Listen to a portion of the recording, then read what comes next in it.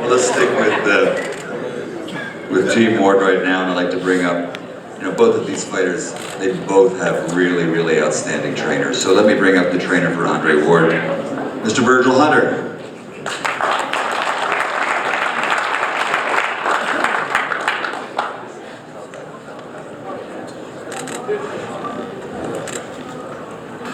Great to be here. Glad to be participating in an event like this, as I said yesterday, I've been saying. And glad to see everybody here. I've been here for many of fights, and to see the media on the field for this event, it really makes me feel good. I'd like to thank Peter Nelson and HBO and their staff, my Rap-A-Lot family. I'd like to thank Mr. Stern for all he's done, provided. And I also like to thank the press, no matter who you choose to win, who you choose to push forward. That's your prerogative, and you most certainly deserve it. I didn't really want to come up too much today. I turned 63 last Wednesday, and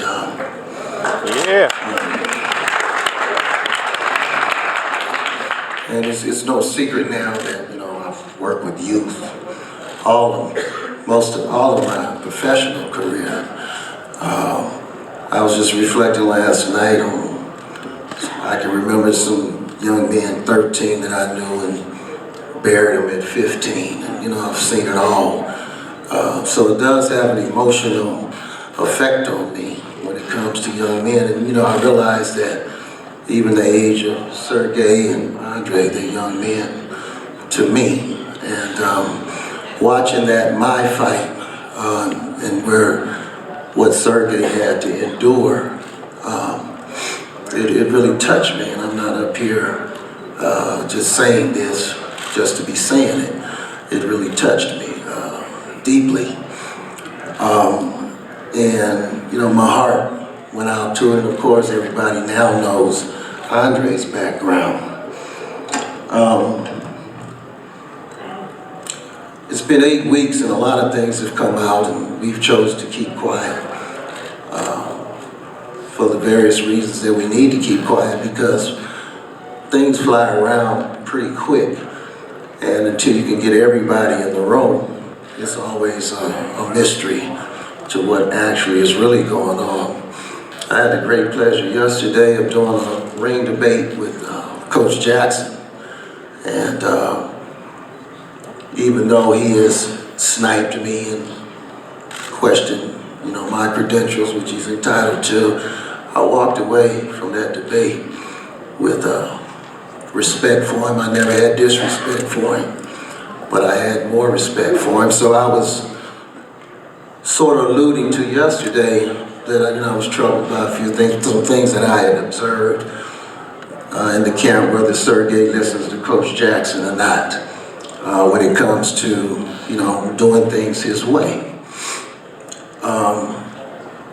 So imagine getting up this morning and realizing within myself that we heard about the troubles in Russia, how Sergey was overwhelmed with family and friends and things, and selling the tickets and things like that, and it didn't allow him to put on the performance that was expected of him. Although we do have to give Isaac Shalimba a lot of credit with the attitude to come to win.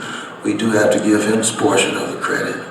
I think what disturbs me most is that Coach Jackson didn't get there till a week before the fight. Now, Ms. Duber, with all respect, in New York, introduced Coach Jackson as the best trainer in boxing. And I'm trying to figure out in my mind, why would you leave the best trainer in boxing behind until a week before the fight? So maybe that had something to do with it. I don't know, but that seems to be the case. And it's not airing out trash, it's leaving questions to be asked. I can't answer it.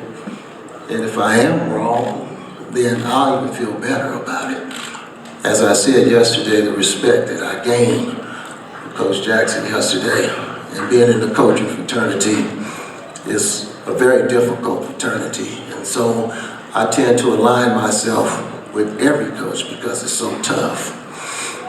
So that's the case. Also,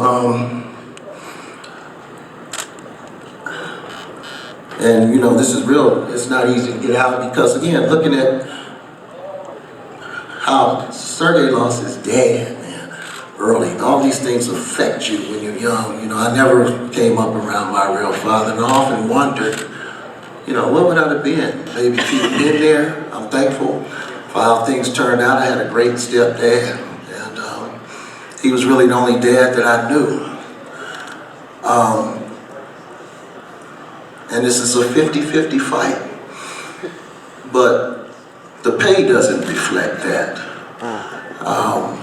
How does the challenger get a boatload of money, but the champion don't? I don't understand that. I think those are some questions that need to be asked. And everybody here is saying, well, you're doing it. No, it's not like that. I'm really torn by it because, again, until you've been in my shoes and have worked with young men and seen the sufferings of things,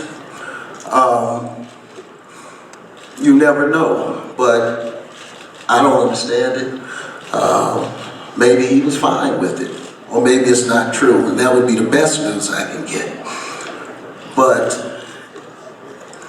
again, I might just be blowing smoke and rattling, and what I'm saying rattling up here, because it is something that really bothered me, and call me weird or whatever you want to call me, or later on if you have to remark on what I've said today, you're entitled to remark the way you want to remark.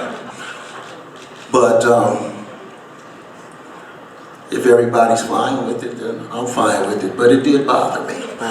Getting to the fight, I believe it's going to be a great fight.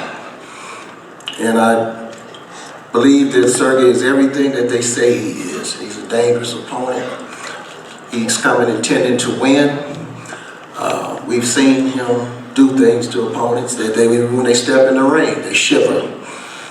And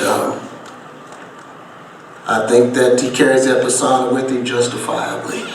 So really it's up to us to, dilute that situation. So I'm looking forward to November 19th. And I'd like to see all these, Sergey's 33 now, Andre's 32. This is an age in boxing when you're looking for your exit strategy. So when you make a remark that there was a time when fighters were courageous and not cynical businessmen, I think that takes us back to the 40s or the 50s. You fight, I'll do your business, and then when you finish fighting, you look up and you don't have no money. But in the meantime, my grandkids going to college on your blood, sweat, and tears. And in the meantime, you can take a bow at the next fight 10 years from now, and everybody tell you how great you were and how they enjoyed your fighting, but you don't have no money. So I encourage all fighters to be cynical businessmen. Don't be a robot.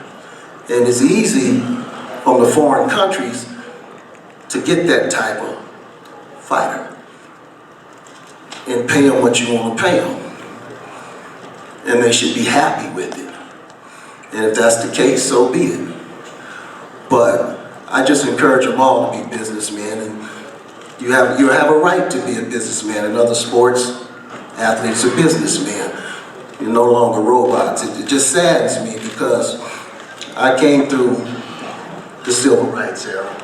I came through all during that time.